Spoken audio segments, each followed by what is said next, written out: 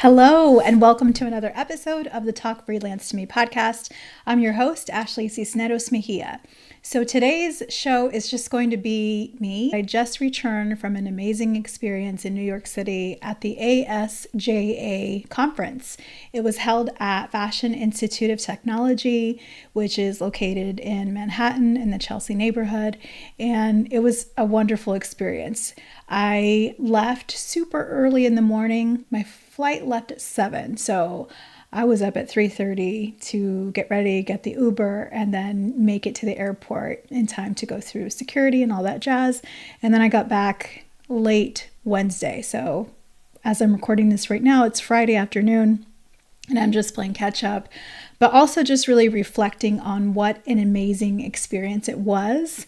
And I took some notes. I wanted to share just some of my things that I've taken away from the experience, things that I learned, people that I met. And so that's what this episode will be. ASJA stands for the American Society of Journalists and Authors.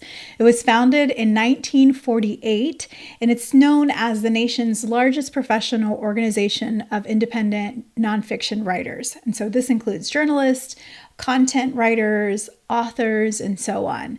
I joined ASJA, I think it was 2023. They have a big commitment to DEI, actually. That's something we'll talk about in this episode because it's a theme that came up a lot in the conference, but they have an awesome scholarship program. They reach out to writers from underrepresented communities and invite them to experience the conference as a way to recruit and to include more writers in the community. And so I was lucky to be picked in 2023, and that was my first time attending the virtual conference. It was a great experience, so much so that I just went ahead and joined as a full member. And then later in September of 2024, they had another virtual conference. This was the first time that I participated in one of their signature programs called Client Connections. Basically, think of it as speed networking for people that want to hire writers and writers themselves. And so I got to meet with some incredible organizations the last go around. This year was my first time going in person. And actually, this conference that I just went to was the first time that the conference has been held in New York City in 6 years. Every other year they rotate. So they do some sessions, some conferences in person, and then they alternate and do virtual the next time. So this was really meaningful.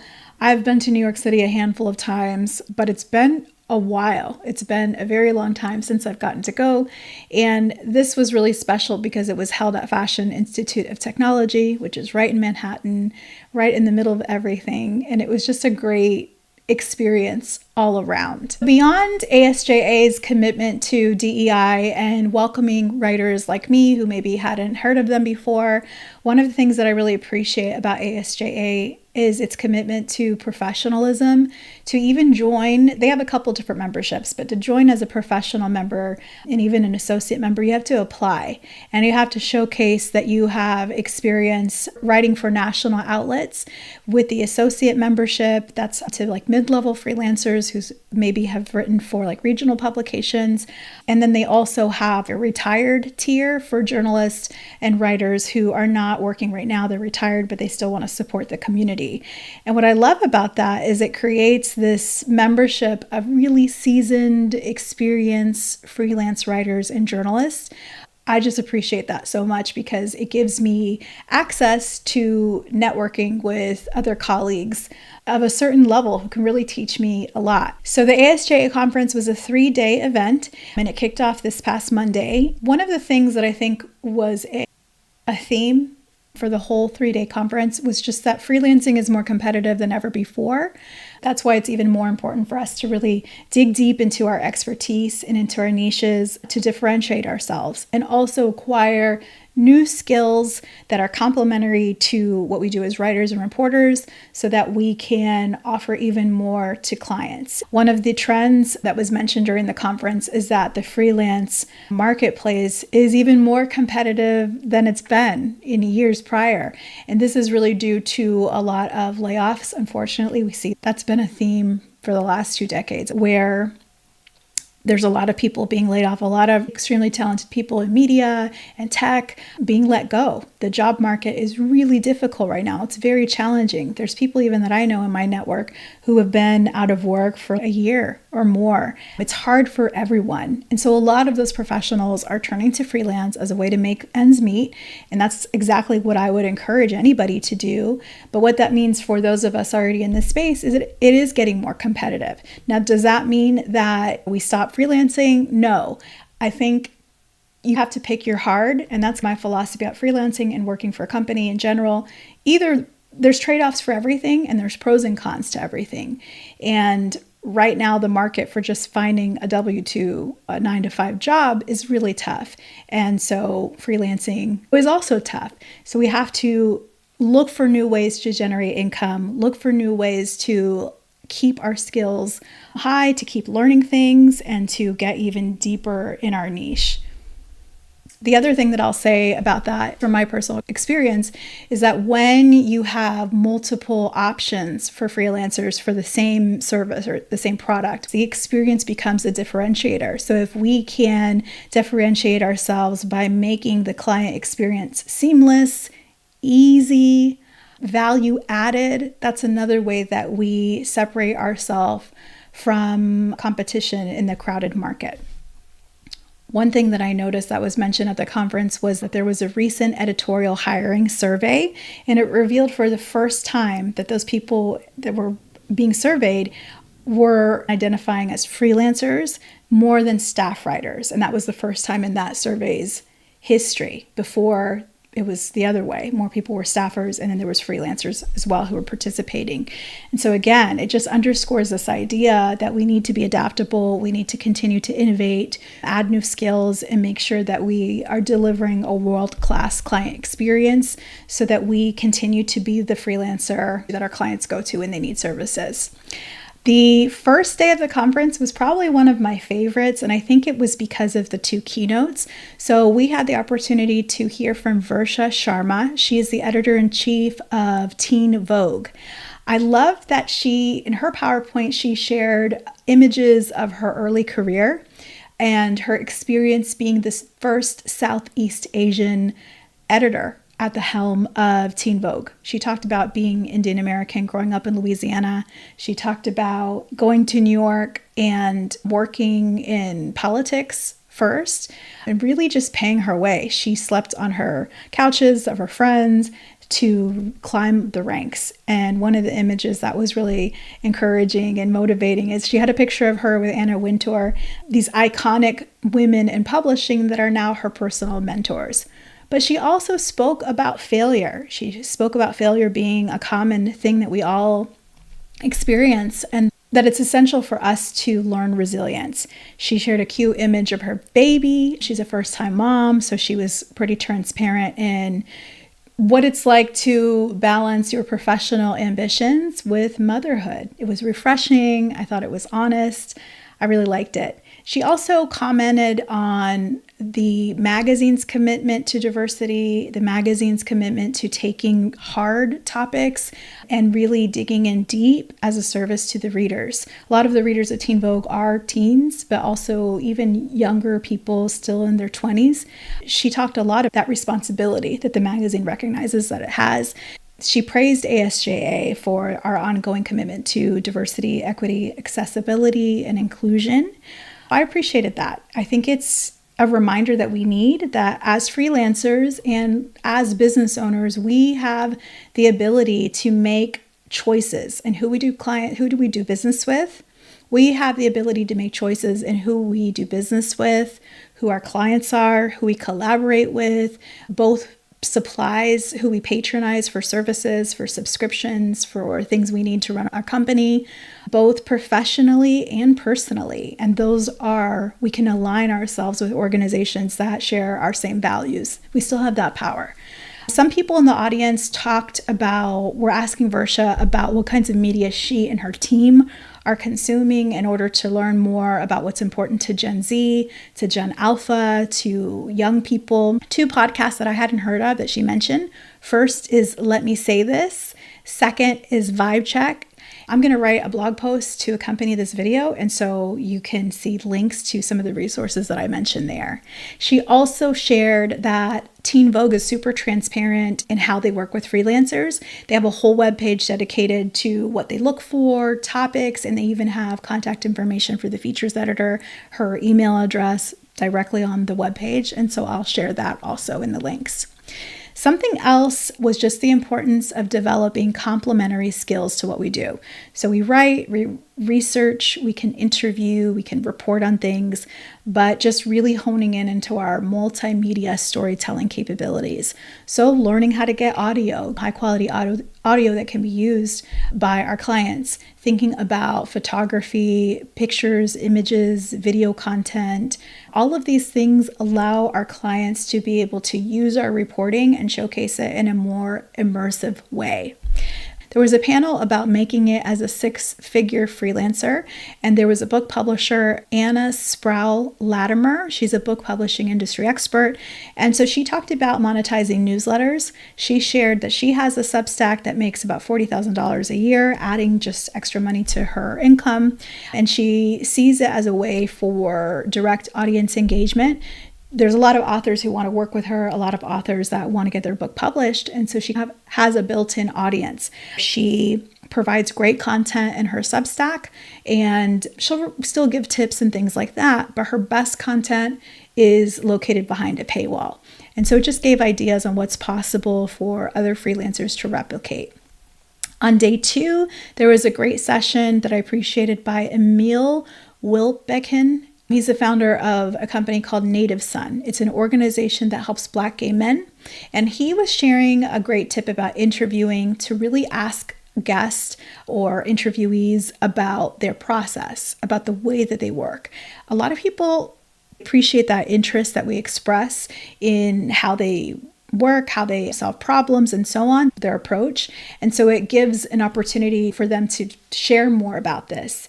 And usually you can uncover other tidbits, other angles for more follow-up questions and story ideas. There was a panel on visual storytelling, and the tip that I took away from that is that when you are capturing video and images, to make sure to get a variety. So don't just get vertical images and video, but get horizontal, because your clients can use those in different ways, whether they're embedding it on a web page or using it on TikTok. You want to be able to give a diversity of formats of the images that you're sharing, and to also think about capturing B-roll, multiple angles of your subjects, and so on. It just gives more flexibility in your storytelling, and it gives more options to your client.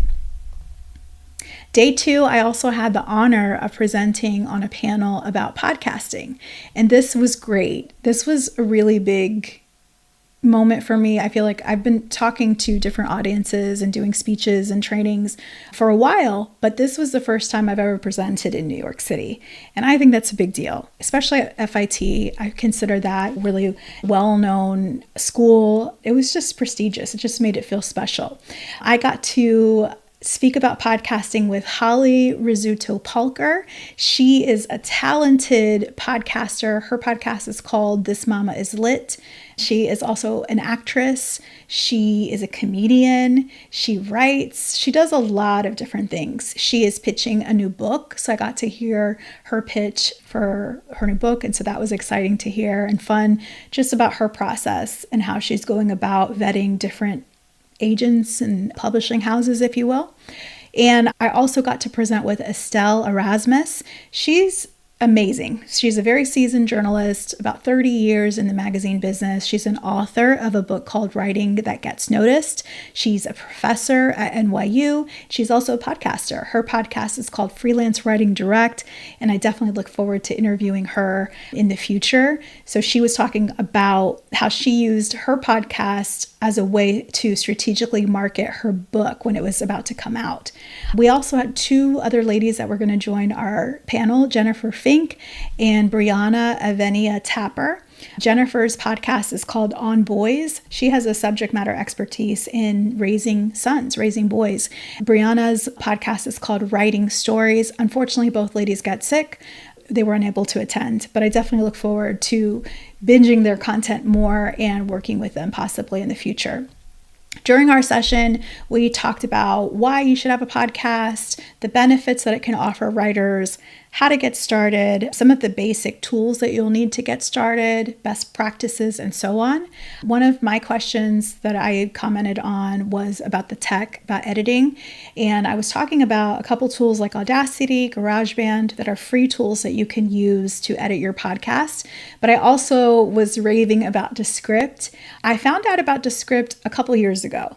But when I initially started my podcast, I had a person who was editing the audio for me overseas, and then I would edit the video portion myself using Wondershare or like a video editing software.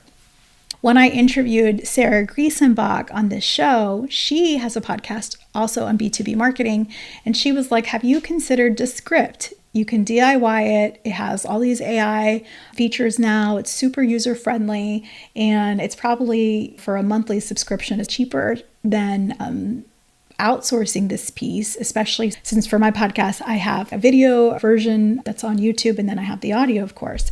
And since then, I just love Descript. I have used Descript. I have an affiliate link to it if you'd like to try it. What's different about Descript is basically you can take any video or audio file, drop it in. The software will transcribe the content and it will have the transcript in a text editor. Here's where the magic is though. When you want to make a change and edit in whatever you're creating, all you do is take your cursor, highlight the section that you want to delete, and delete, just like you would a Google Doc. And it makes the corresponding edit to either the audio file or the video file. So you're not using those little tracks at the bottom and dragging them back and forth to find the right place to cut the content.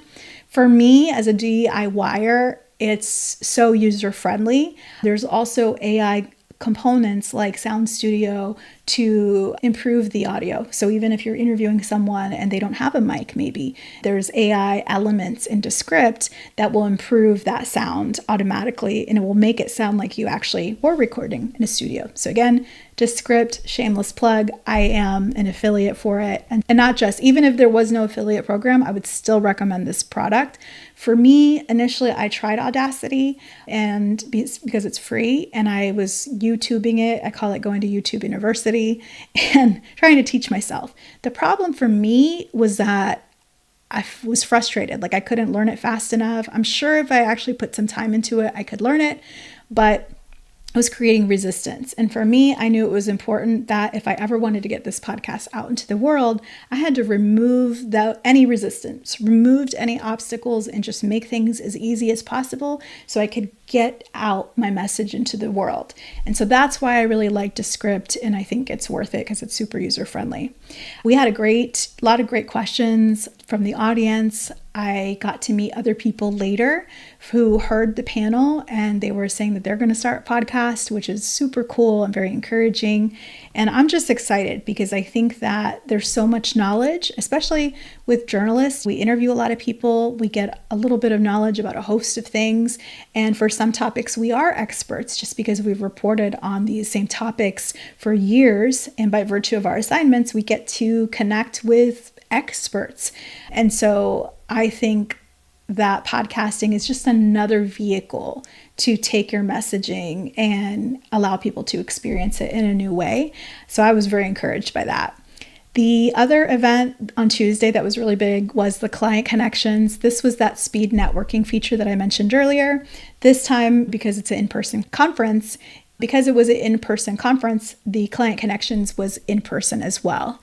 So they had this big hall with lots of long tables, and they had editors or say directors of marketing or anybody that like at agencies that hires freelancers. Those folks were seated in those tables, and then they had little place cards with numbers on it. And so basically anybody who wanted to participate in this event could get the list of all the outlets that were going to be there, and we could rank basically, I think it was 6 or 7 of the ones we wanted to meet with, and we could rank them by preference. And then the organizers used a lottery system to basically make assignments for us. The meetings are each 9 minutes long, and that sounds like it's short, and it is. It feels even shorter. And so they would allow us to go in for each of those sessions, those 9-minute increments, and literally ring a bell. And then when they rang the bell, we could make a dash to the person we were meeting with, sit down, do our pitch, try to sell ourselves to them, listen to what the editor was looking for, their feedback for us, get an idea for what they needed, get their information, and then they'd ring the bell again at the end of 9 minutes. And we all had to clear the room and do it again. And so that was it was fun. And it was also stressful.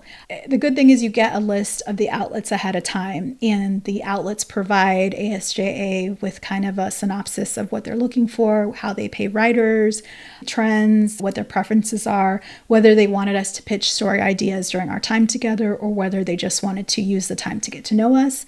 And that was good because we could study that.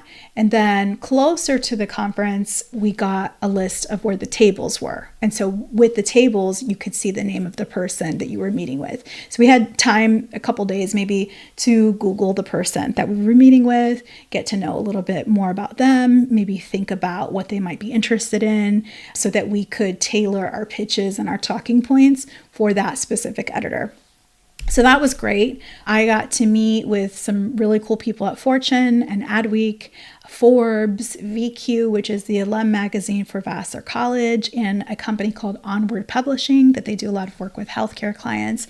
It was all fun. A lot of these professionals who are leading these organizations are super seasoned, have won so many industry awards. I was inspired by them, but also maybe a little intimidated just because I respect their work so much and what they've accomplished. And they were super down to earth. They were open, and I just had a really great experience. Maybe they'll use me for projects, maybe they won't, but it was still a great opportunity.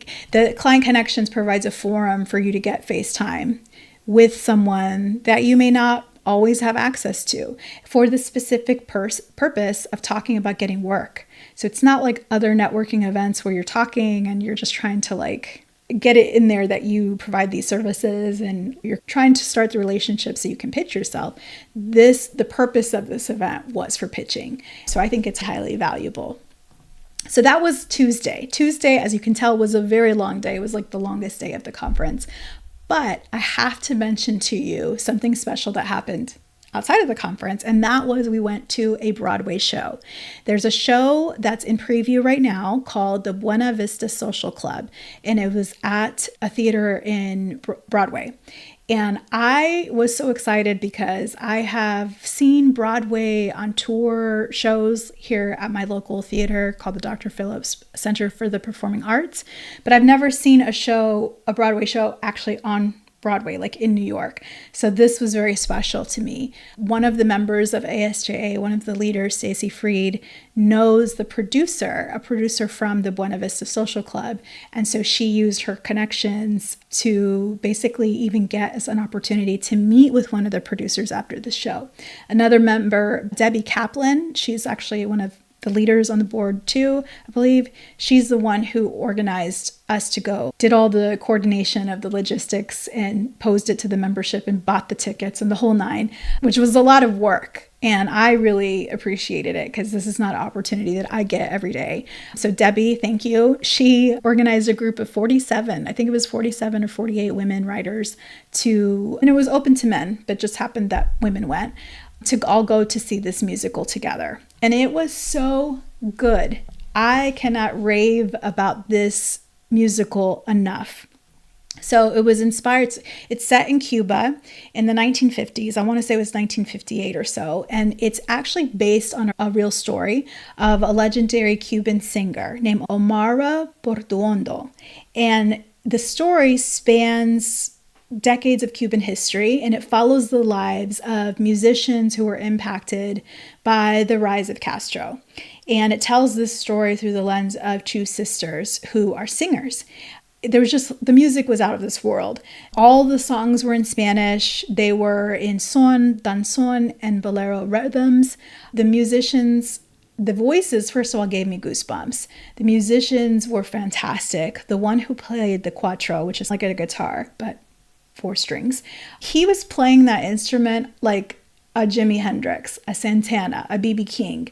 There was so much energy and passion. The energy in the room was a lot. I'm pretty sensitive, and I don't know if I'm an empath that's the right word, but I can get overwhelmed in crowds. I asked Debbie if I can sit at the aisle because I know how I get, especially around other people, like I can pick up on their feelings. But this was just beautiful. The music was incredible enough. So in the preview session, there's people like us that get to preview the show. I imagine it was like friends and family or other people who had a connection to the show or people in the show that got to go.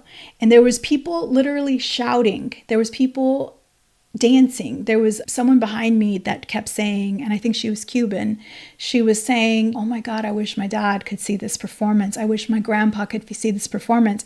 And there was really emotional times within the story of the two sisters, because the two sisters are performers and there's an American record company that's interested in signing them with a deal. One sister is, "This is our chance to get out of Cuba just in the nick of time. This is a chance to get a better future for ourselves. Let's go."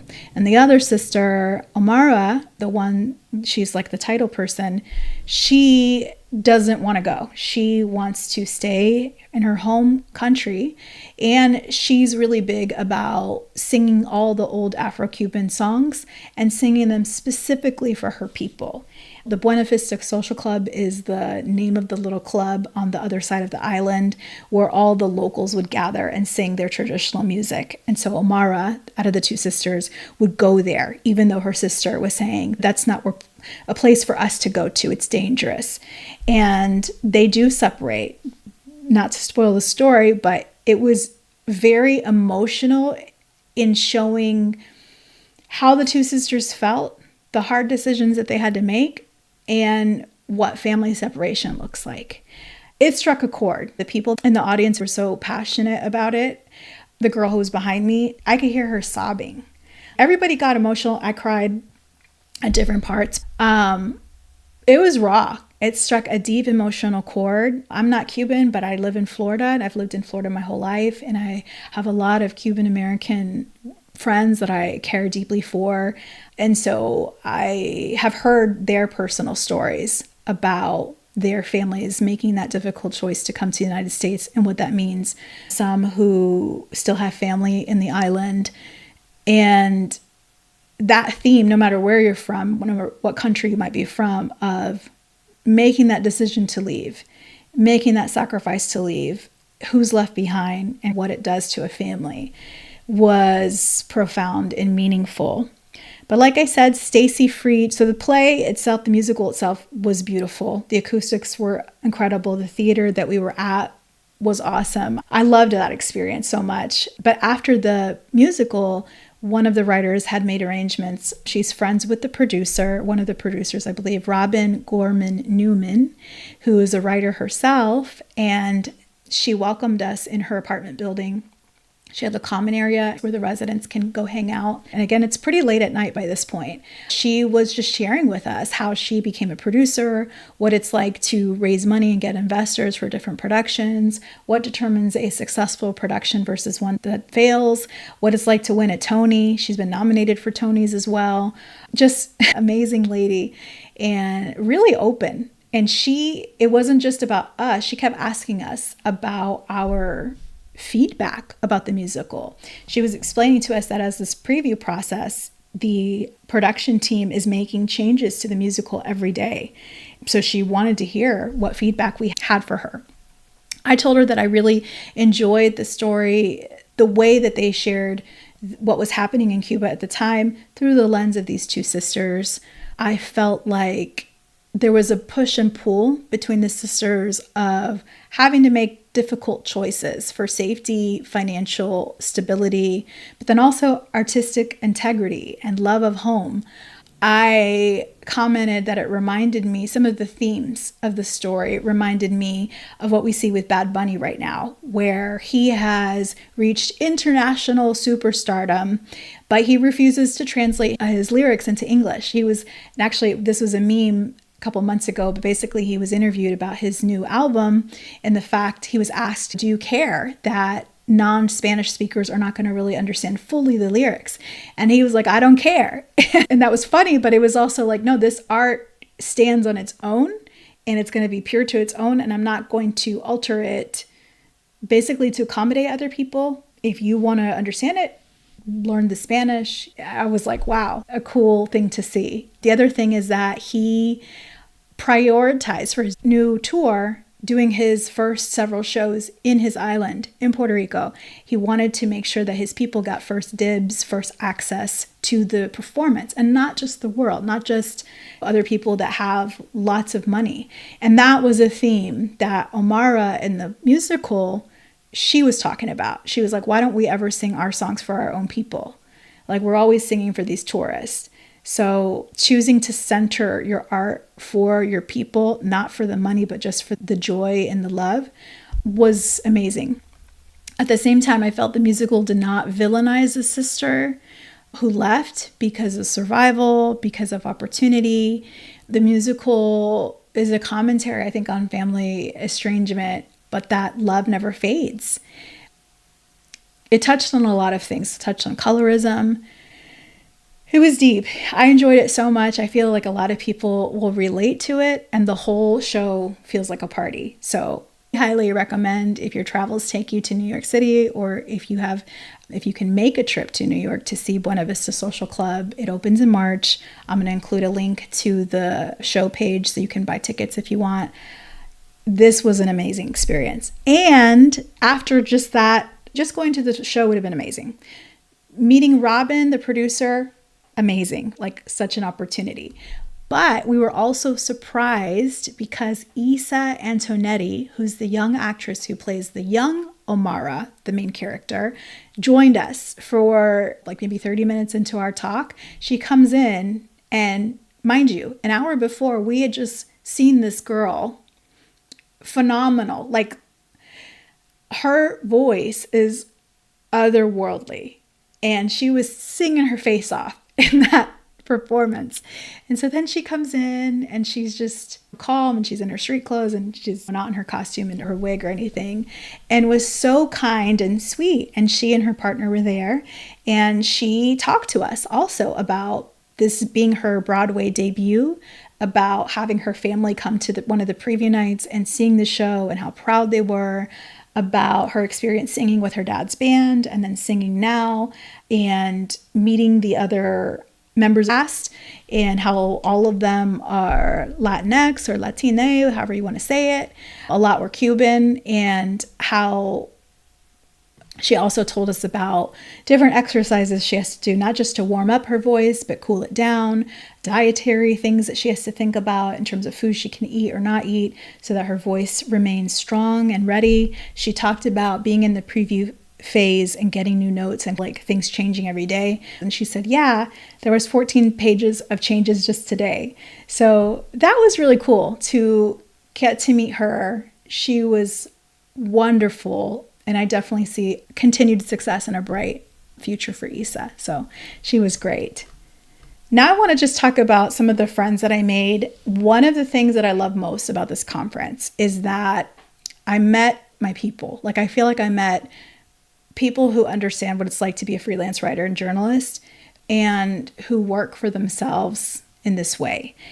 I got to meet Karen Warren. She's an amazing travel writer. She's based in Georgia near Atlanta. And she and I were talking about our experiences. She wrote a book. We were talking about hurricanes affecting places where we have friends and family, her family in Mississippi, mine in North Florida. We walked together on the way home from the performance, and she's just a good person. I feel that energy. I had great conversation with her, and I appreciate her. Charmaine Sates, she's a writer. She spent 20 years living in Ramallah, and she really captivated me with her experiences with Palestinian culture. She's married to a Palestinian man, has Palestinian kids, and she's writing an upcoming memoir about her experiences. So she was at the conference to pitch her memoir. We also talked about podcasting and monetizing your podcast. I think she's based in Pennsylvania. She was amazing. Arlene Ambrose, I met her on day one. She is a writer from Alberta, Canada. We talked a lot. She writes about mental health, emotional wellness. She's actually a registered nurse. We talked just about health. We talked a lot about her perspective as a Canadian on what's happening between our two countries right now. She was awesome to meet. I also met Peggy Halsclaw. She's a writer in California. She's a ghostwriter. She writes a lot of books for clients. And she was explaining to me that process of ghostwriting and getting a client ready to launch their book. Really fun. And she has a lot of other interests too that were fun to talk about. We went to a nonfiction book writers dinner. They had little dinners after the conference, and you can meet with other writers who specialize in whatever your beat is or your vertical, your topic. So I met with some of the nonfiction book writers, and I sat down next to Dr. Sue Bowness. She's from Toronto, Canada, and she just released a new book called The Feisty Freelancer. I bought her book. She signed it for me. We had a good discussion about freelancing, about her life in Canada, about our cats. I really enjoyed talking to her. And Christina Hernandez Sherwood. She's a health writer based in Philadelphia. Her work just won an award. It was a story about Black women's maternal care. And she's a mom too. She had great energy, super kind. She does a lot with membership for ASJA. So I think you should talk to her if you want to join. And these are only a couple. These are only a couple of the amazing people that I met. There was a lot of women, as you can tell. And I also wanted to give a shout out to Madison Collins. She's a student. She is going to be graduating from FIT in May, she shared. So congratulations to Madison. She is from Alabama originally. So we were talking about being from the South. I was really impressed with her. There was wonderful keynotes throughout. Some of my favorite, I think, were Versha Sharma's from Teen Vogue on Monday, and also Stephanie Chang. She's in charge of The Trust, which is the internal content arm of the Wall Street Journal. And these women are giving these amazing keynotes, and they ask for questions. And I loved it that Madison made sure to always ask a really insightful, thoughtful question. And I just complimented her on that at the reception after, because I love it when young people take advantage of opportunities. I love it when they're enthusiastic and not shy about taking up space. And Madison was great. So I know that she's going to have a very bright future. There was another student, Alexander, that I got to talk to. He's studying more like trade and sourcing materials as it relates to fashion. And so I just love talking to the young people that were there. Attending ASJA's conference in person was a very special treat and opportunity. Being a mom of 3 here and a wife and a business owner, I had to make a lot of plans and plan a lot to be away for 2 nights and 3 days. But I'm so glad that I went. I learned a lot. I met a lot of people. I had an opportunity to do some potential business development through client connections.